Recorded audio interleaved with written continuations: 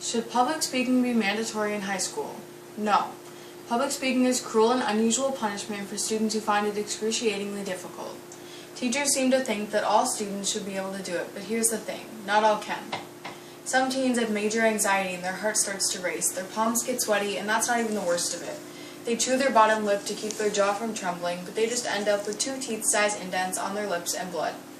Their minds become their worst enemy. What if they laugh, or what if I mess up and sound like an idiot?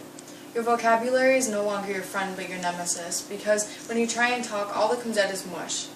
Nervous tics are as much your go-to as breathing, repeatedly stomping your right foot to control the shaking, biting your fingernails to the nub because you just can't handle it, the anxiety. Do you get it yet? You aren't in our shoes, you wouldn't know and you never try to understand. We try and talk and be reasonable, but you shake it off and tell us it only gets better with time, but time only makes it worse.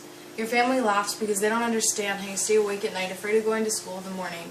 You fear the looks you'll get when you get up in front of the class to perform what you worked so hard on. Why is that fair?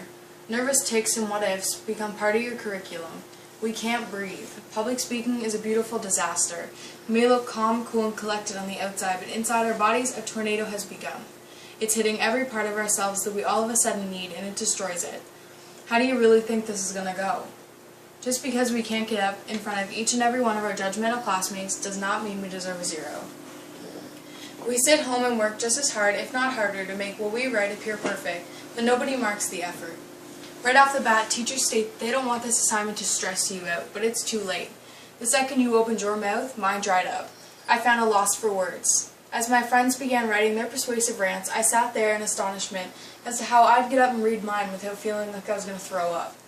Read it to your animals or your parents, they say, but my parents would tell me it's good even if I deserved a 0. My dog can't talk back, my horse doesn't listen, my cat leaves halfway through, and while my hamster buries himself further down into his bedding as if to say, leave me alone. What now? Walking into the front of the classroom for me is like performing in Times Square on Christmas Eve in front of millions of people for you. Now let's take another look back. Do you still believe that public speaking should be mandatory in high school?